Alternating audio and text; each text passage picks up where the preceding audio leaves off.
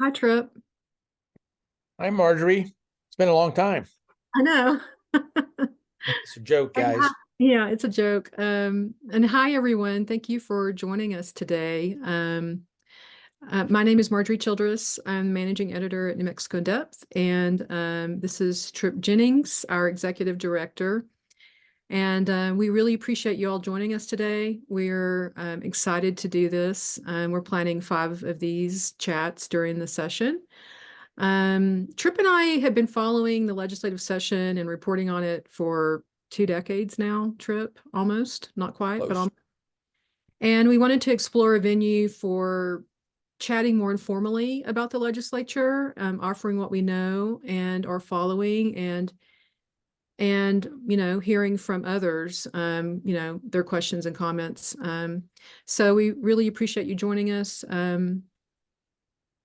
And in the next future ones that we do, we're going to be joined by other reporters. So this is kind of experimental. We'll see how it goes in this format. And we value your feedback. And so what we're going to do is chat for a period of time, and then we're hoping that everyone who's with us today will use the Q&A function of the Zoom, which you should see, and ask questions, make comments, and then we'll get through as many of those as we can. So why don't we just start with, I'm just really curious, Trip. You were up at the Roundhouse the last couple of days. Maybe you can share with us kind of your big picture, like insights from the 2 days you spent up there. Sure. And I don't know how many of our attendees have been to an opening day of the New Mexico legislature, so I'm going to keep it kind of basic and say that in many ways, it was similar to many opening days. It's usually the busiest or one of the busiest days of the session where just people flood New Mexicans flood the Roundhouse, as they call it. And they are there to see the State of the State speech by Governor Michelle Lujan Grisham. You have families, it's a lot of usual stuff that's going on. The one thing that I would say that differed a little bit, and I have to qualify when I say it differed a little bit. When the governor was giving her speech, and let me say this, it was right at about an hour long, which to me struck me as maybe a little shorter than other speeches that other governors have given. It was disrupted 3 times by protesters.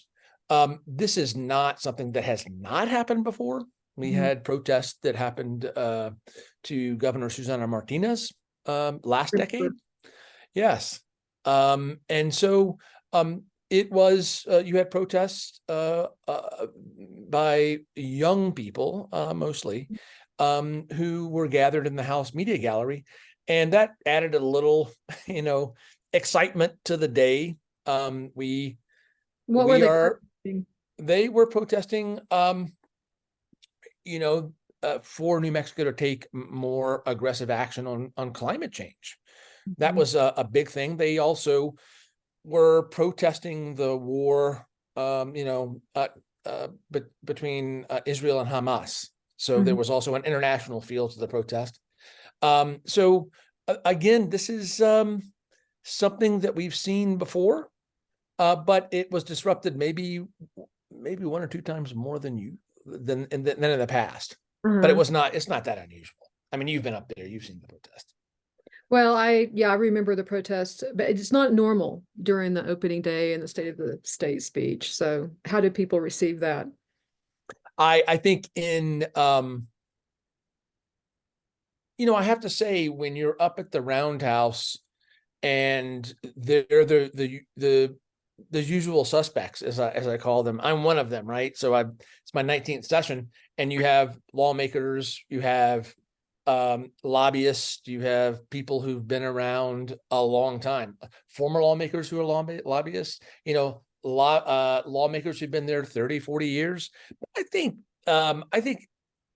I didn't talk to everyone, but I think a lot of people understood that there's freedom of speech. Mhm. At the same time, I think that, I was talking to one lobbyist yesterday, and we were just talking about the disruptions, and he was like, it's a little disrespectful.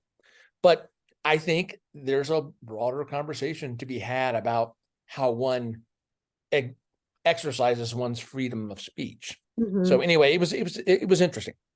Oh, cool. I mean, I Yeah. guess the big question there is, should protest and activism always be respectful? But I um think maybe that's another topic for another conversation. yeah. Yeah. So what I mean, so we often talk about how when you're up at the session, it's all, a lot of what you find out is in the hallways. So what were the big issues being discussed that, I mean, I know you were up there haunting the hallways for 2 days, so Yeah, for those of you who don't know, that's my MO in during legislative sessions is I stalk the hallways because in a state house, for those of you who've been to sessions and for those of you who have not, a lot of times the news is in the hallways because information is gold. People are talking about what's happening. Now, I'll say this is the first week of a 30-day session, which means that the first week they mostly spend organizing their committees and printing bills and deciding what's germane and what's not.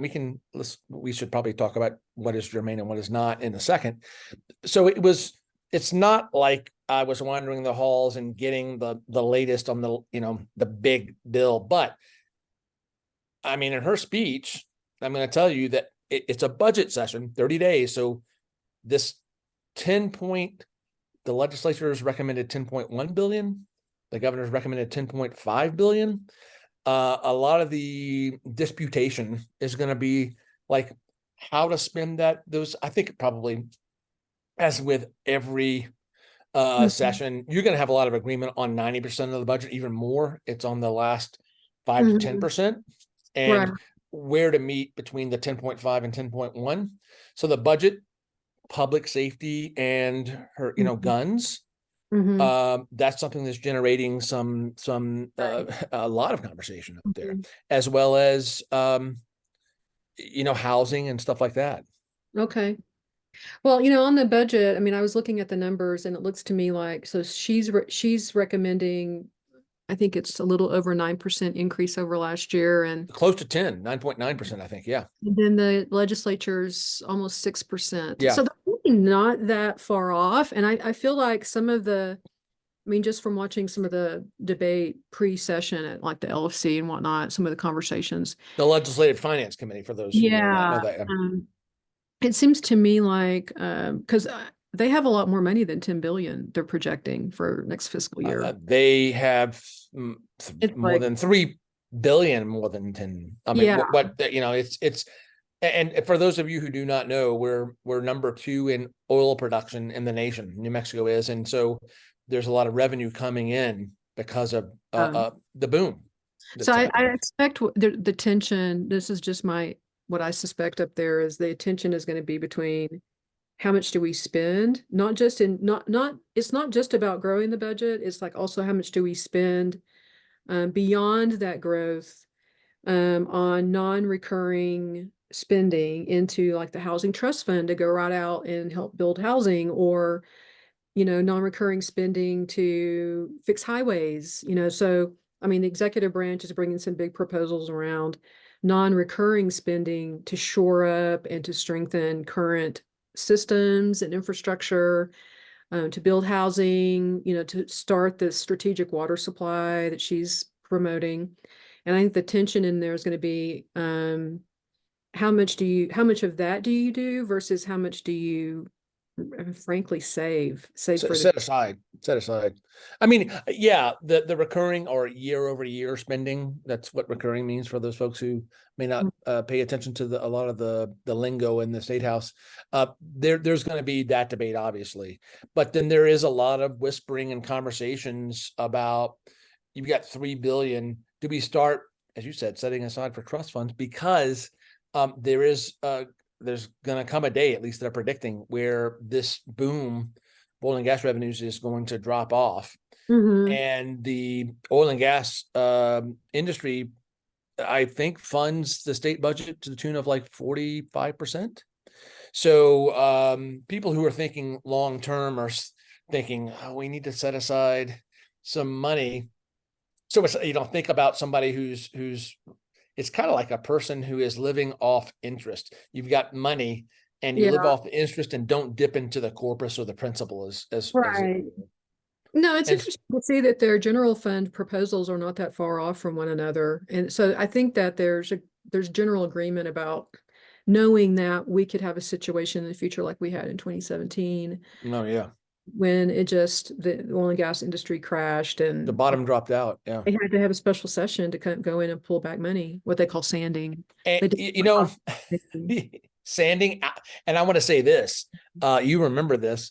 It was early 2020, and all the projections were that it was going to be a bumper year for oil and gas, and then COVID hit. Right. And so we had another kind of like, Mhm. that actually that was the year, that was the time when oil hit -0. I don't know if you remember that. It was kind of crazy. But yeah, it's a boom and bust, kind of like we live in a boom and bust cycle here in New Mexico. So those people who are thinking long term, the financial types are thinking we need to set aside money. One example is the early childhood department that has a trust fund that, I mean, if projections hold, it could hold as much as $9 billion in the next few years, which would produce a lot of interest that could pay for early childhood development. Mhm. Why don't we like move on to public safety? Mm. Hmm. I Yeah. mean, it's like to me, like that's the big, really big issue. I mean, we have our, it's been a big issue for a while now, along with education. There's so many things we could mention, right, that are big issues.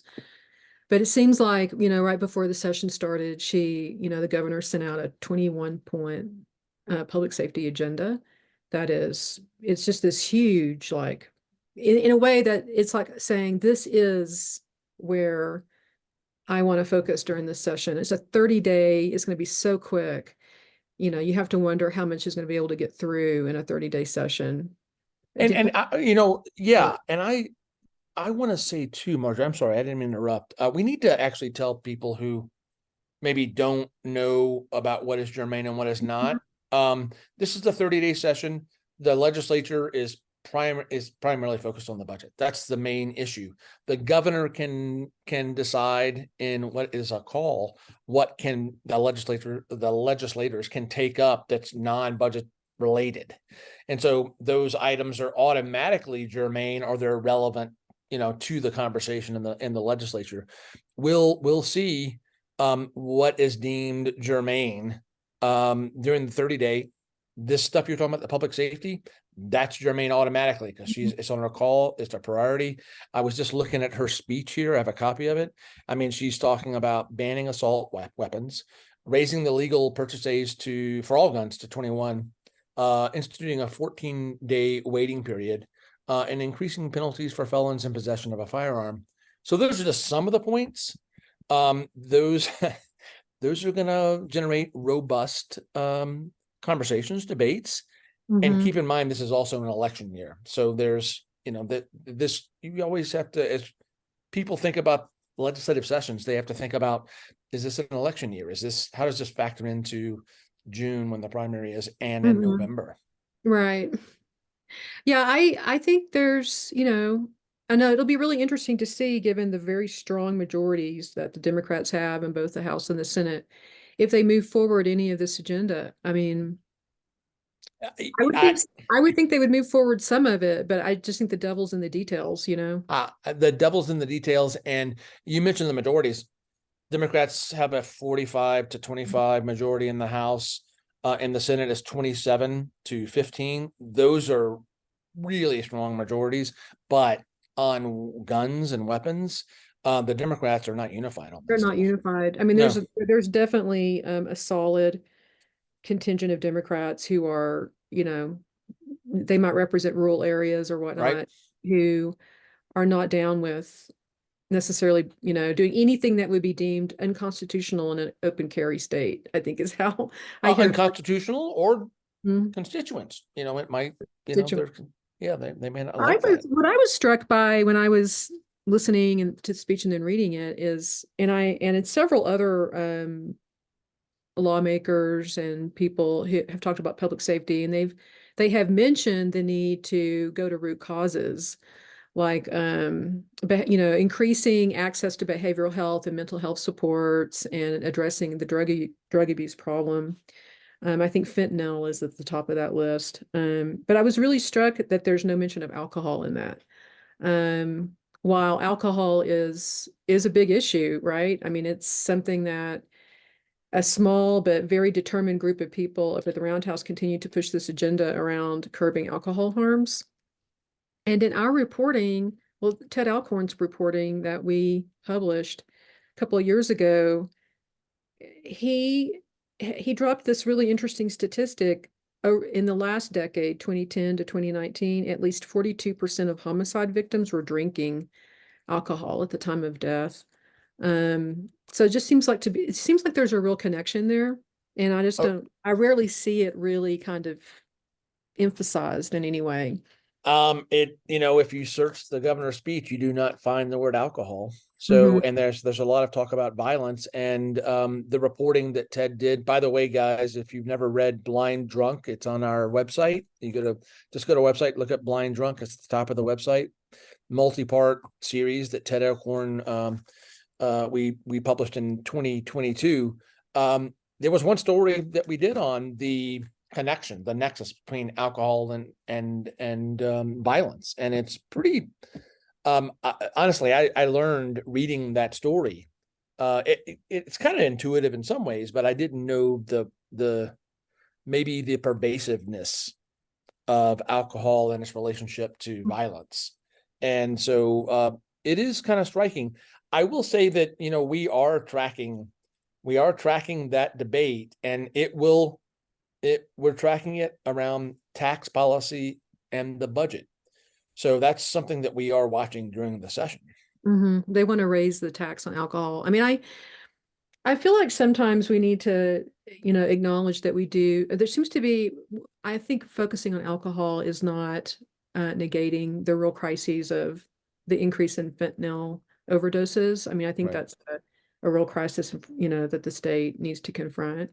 But I also often feel like maybe alcohol is just so intertwined in the lives of um, everyone, really. I mean, even if you don't drink alcohol or your immediate family doesn't, we live in a world where it permeates the world, and there's almost like for a sense of, I don't know, just kind of what can we do, attitude about the whole thing. And you and I have talked about this. Hmm. If not a part of it's not part of our everyday life, but it is maybe a part of my weekends, or to Hmm. and as you know, I do like Albuquerque's breweries. I mean, they have what I mean by that is that they have good breweries, Right. and so it's not that alcohol in and of itself necessarily is bad. It's the harm that it can do if one Right. overuses it over decades, because a lot of the deaths that Ted found in his research it was really chronic long-term Yeah. illnesses. It Like wasn't majority, DWI, a not majority that. of them were. Right. And so that's grown at the same pace that drug overdose deaths did over that decade. So the intervention that a lot of the advocates are pushing, although I do want to say that from his reporting, there's a lot of different interventions that can happen, and root causes Mm-hmm. really needs to be, I think, uplifted as well. Mm-hmm. But a key intervention that where a lot of the debate is centered at the Roundhouse is around taxation, raising the alcohol excise tax. Do you have a sense? What would be your gut on that this session? As you know, Marjorie, when you're at a legislature, I mean, you know this as well as I do, which is legislation sometimes takes 6 or 7 years to really get momentum, to get Hmm. rolling. Now, there was a move in 2017 to up the excise tax, but I think after 2017, it was. I think it was maybe dropped below the radar for most of us. So when we did our reporting in 2022, and the next session was 2023, to watch the tax. Sorry, there's a lot of context for you guys. I apologize. To see the tax get all the way through the legislature. Now it was reduced, but it made it all the way to the governor's desk, and she line item vetoed that provision in the what we would call the omnibus tax bills, 100 pages, 119 pages of tax provisions. To watch that go through the legislature, it was sort of surprising for someone who's covered the legislature for a long time. Mhm. I will say that this year's a little different. You do have momentum, but there's a note of reality, which is this is an election year. And so the question is will lawmakers want to pass a tax in an election year? Maybe. I know one lobbyist thinks that that's a distinct possibility. This is a lobbyist who would be opposed to it, thinks it's a distinct possibility. So I think all bets are off. I don't know how to answer that question. I think it's a really Uh-huh. interesting, yeah. It's an interesting thought experiment, as it were, it's maybe not thought experiment, but we will see. Right. I do think there's momentum. So, and they do have strong majorities up there. So, Mm-hmm. um, Mm-hmm. a big factor I think in this alcohol question is the intense lobbying that's being done by the alcohol industry. And you can't, I mean, that is one of the industries that actually is up there lobbying every year historically, year in and year out. Um, I mean, they're kind of in the middle of the pack probably on the amount of money they give to Yeah, lawmakers. to lawmakers and the Uh, governor, right? yeah, and so we can expect them to have a big presence up there. There's a lot of opposition and an unwillingness to compromise. I mean, if you go back and if you listen to the one committee debate over a similar initiative in 2017, you'll see alcohol interests responding bluntly to then committee chair. I'm sorry, I'm blanking on his name. I had it right there, but asking if they could go out in the hallway and come up with a compromise, and they were like, absolutely not. Oh, Clemente Sanchez asked it, Oh, and right. and, Okay. and Yeah. they were like, absolutely not. And that dynamic, I feel like has also played out this go round on the effort to raise these tax rates. Which by the way have not been raised in 30 years. They haven't $19.94, right? the rate of taxation hasn't grown with inflation, but that industry, they've developed a presence up there and they're strong lobbyists. And I'm looking forward to coming through the lobbyist reports that were introduced Monday of Or this week. filed. Okay. Yeah, to Yeah. see kind of what lobbying, what kind of contributions were made in the end of 2023 before we got into the prohibited period where they can't make contributions. But one thing that we're not going to be able to see, it's something I wrote about yesterday, is all of the contributions that were made to lawmakers in the run-up to the session. And From October, right? From October from through, is that right? October, the filings were in early October, the last filings. And in a non-election year, which 2023 was, there is no January report due from lawmakers detailing the contributions they would have received in the last quarter of the previous year, which means that we won't really know how much money um, lawmakers gathered in from the alcohol industry or any other industry really. Or any other industry or Yeah, rations or, because lobbyists, that's a significant, individuals. Yeah. I mean, the lobbyists themselves, there's like maybe over around 100 lobbyists that give money out of like maybe around 500 or so that register. I haven't looked Registered. at the stats in a while, but that's Yeah. roughly it. And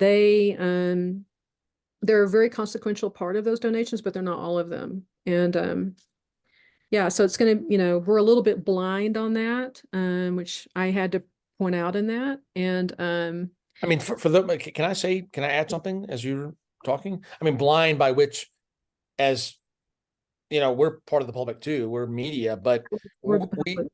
we don't know, where lawmakers are getting their money from. Like, and it's not that we're necessarily saying that people are voting a certain way because they've gotten money, but Right. this kind of stuff does help you understand sometimes when Mhm. you see where lawmakers are getting their money from. It's very Right. important. There's also a really important public trust issue around transparency when it comes to money. I got a message after we published our article yesterday from a reader who, um, she made a point that yes, it's important, but also Well, lawmakers are overburdened because they aren't paid a salary. So to ask them to do, maybe before we ask them to report their campaign contributions in January, we should pay them a salary. Um, and which I, brings up another interesting issue. yeah, Sorry, well, go ahead. I just, I mean, yeah, but the proposal that was actually almost passed last session was to just shift their reporting dates, not to add an additional Mm. reporting date. And, I just think it's it's really like, it should be a fundamental aspect is reporting the campaign contributions that you receive, from anyone, particularly right before the legislative session. And, they should have systems in place to do that. But her point is well taken, and I think it's an important point. And the paying lawmakers a salary.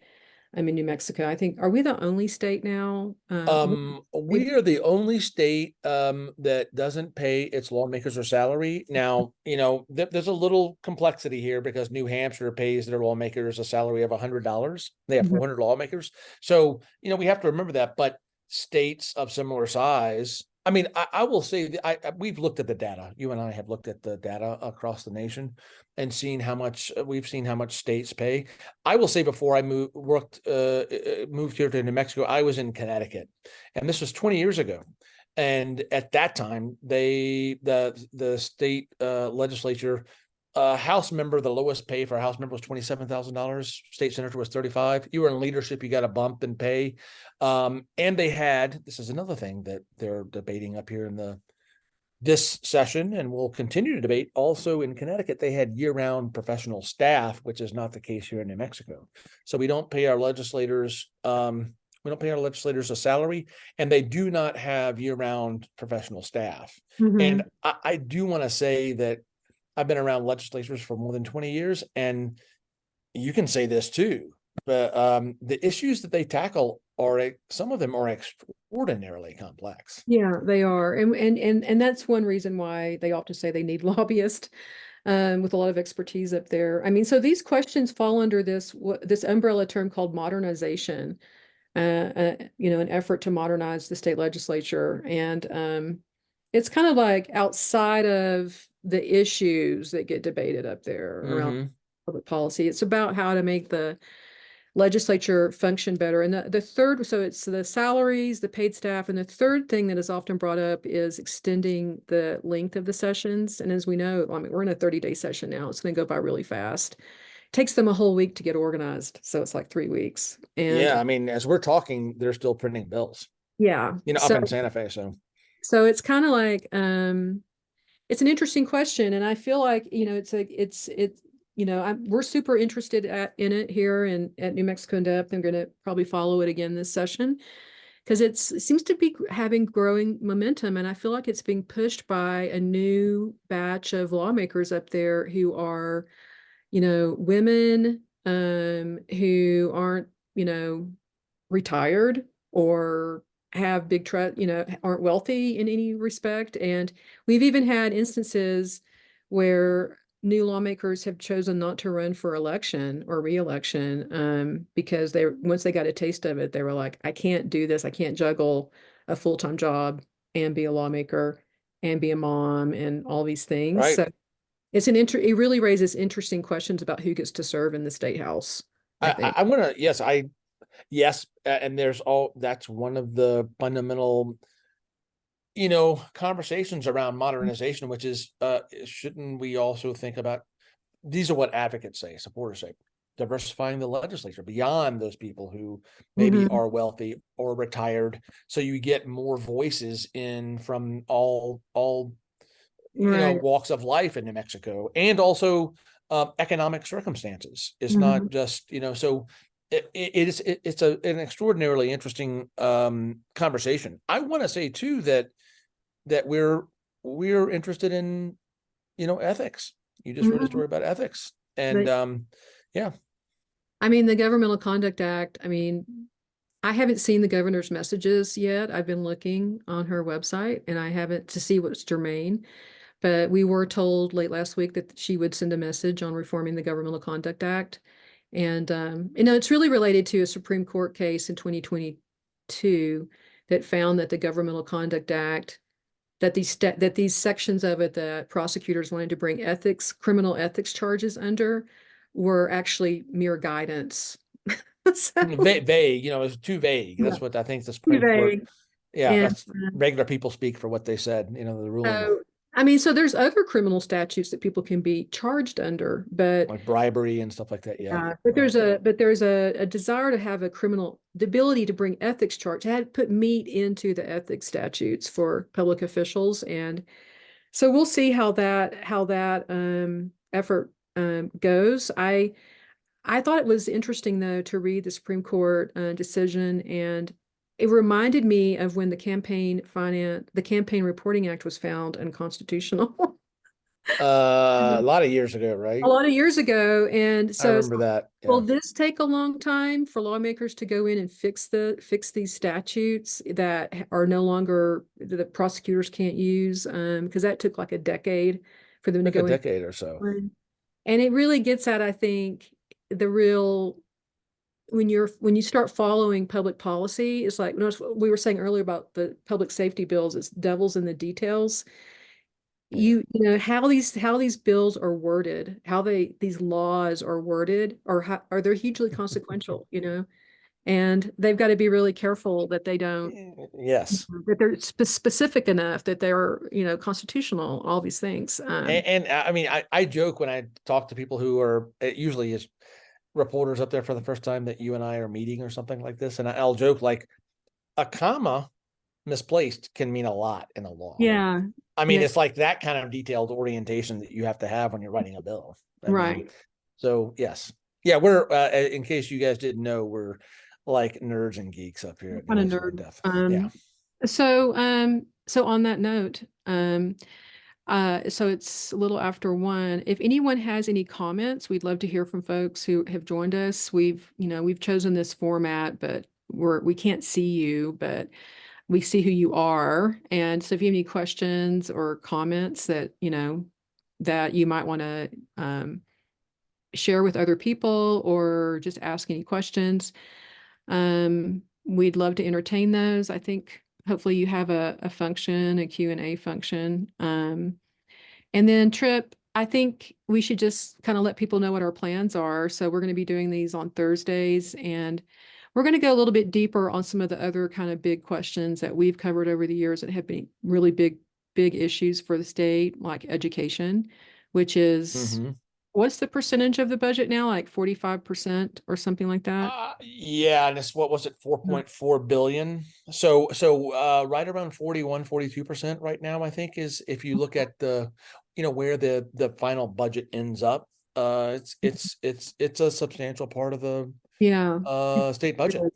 So, and then of course, we've been living through a very interesting moment where the state is being charged to respond to a judicial finding that our education system is unconstitutional and that it doesn't meet the needs of most children in the state. Actually, Yeah.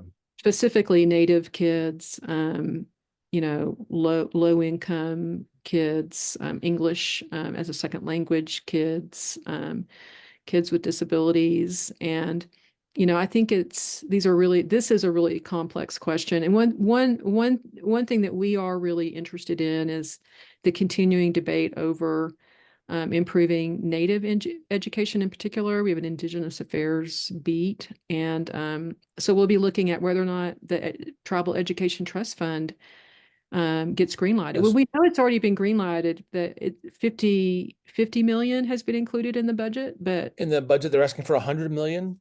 for 100 million. That's the hope. And what this would do is basically, right now, tribes can request money from the public education department. Correct me if I'm wrong here, but they will request money. There's a process that PED will then send money to the tribes, but sometimes that gets hung up at the public education department. Mhm. And so what the And then hope it's like is, those are like annual, right? They have to yeah, return there, the yes, yes, that's right. They Yeah. return the money that's spent. So if you get the money because of hangups on the holdups on the front end, you only have 5 months to spend it because it's 7 months late. Sorry, I have a lot of numbers here, but you may not be able to spend 12 months in 5 months. So you have to return what you haven't spent. I hope Yeah. people were able to follow that. So the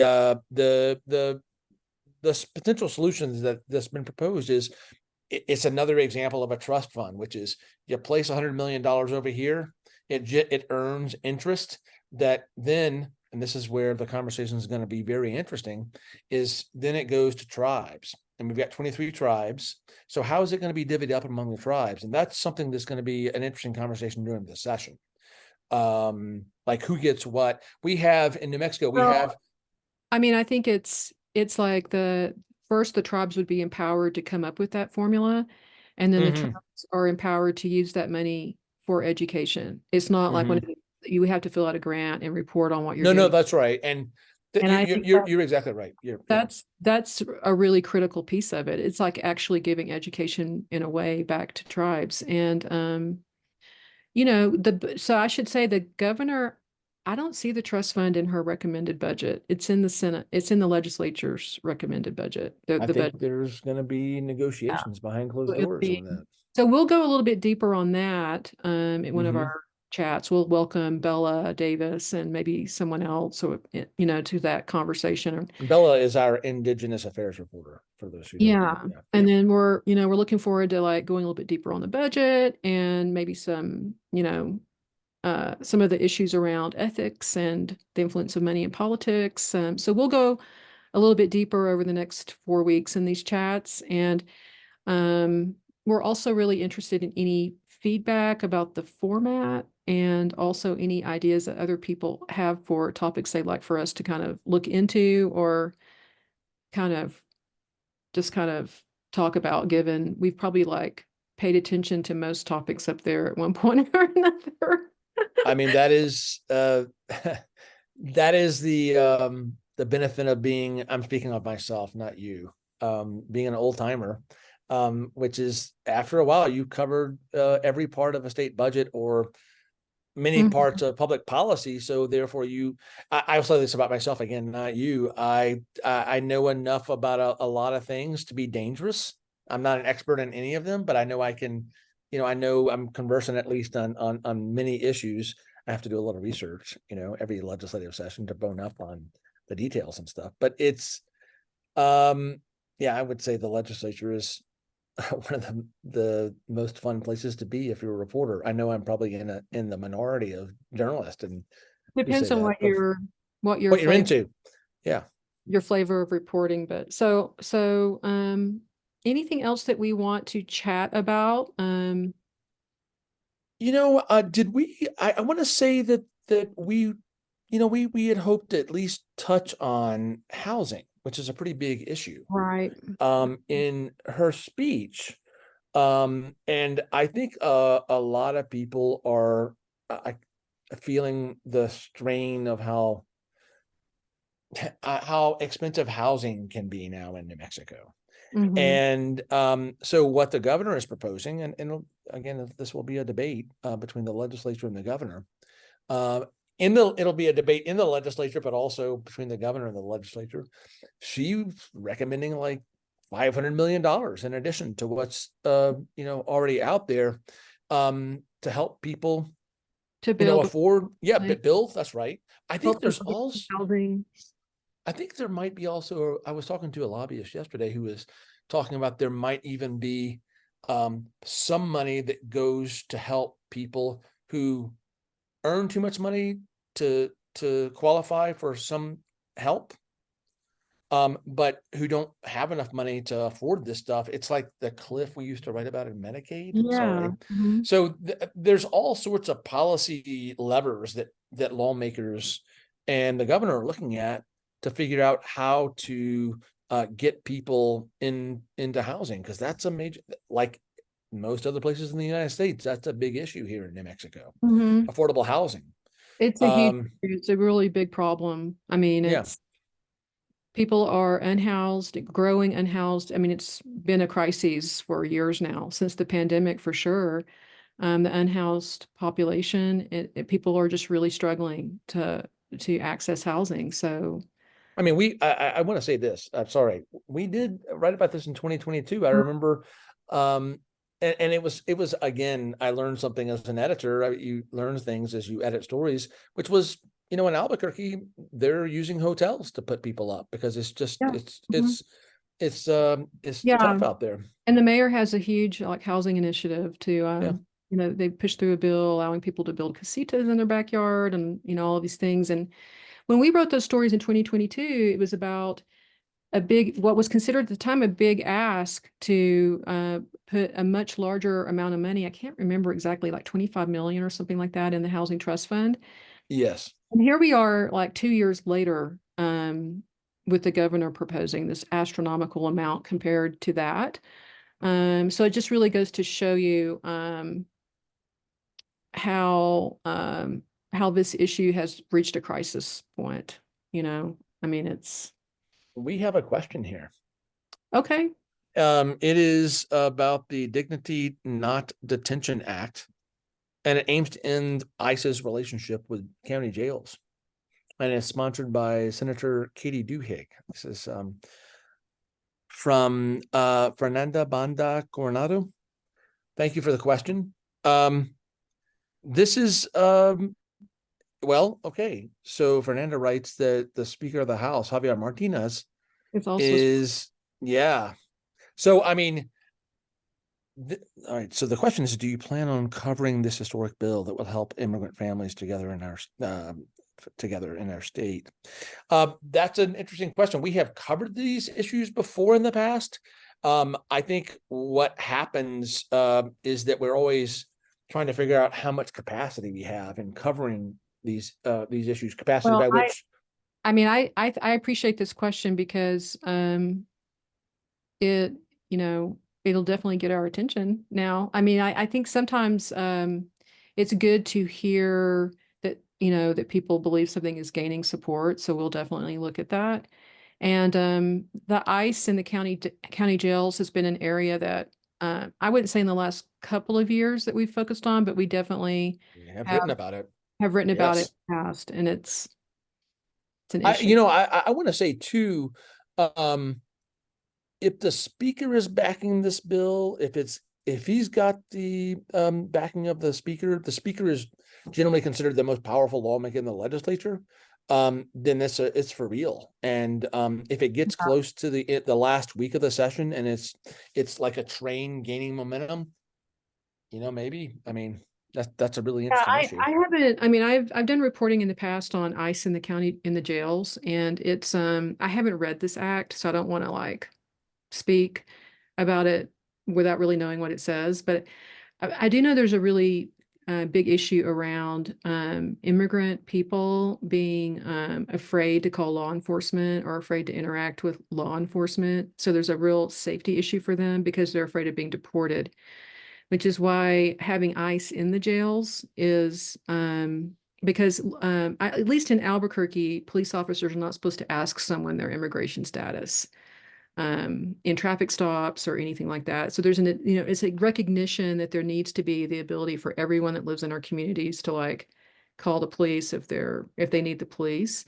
And so then if someone gets hauled into jail and there's an ICE person there, then Hmm. the idea is that it's where they're in danger of being deported, so they will no longer seek out the police or seek out help when they need it. you know, to your point, I know that there's an urban, in many ways, an urban rural. I think it's not clean, but there is possible.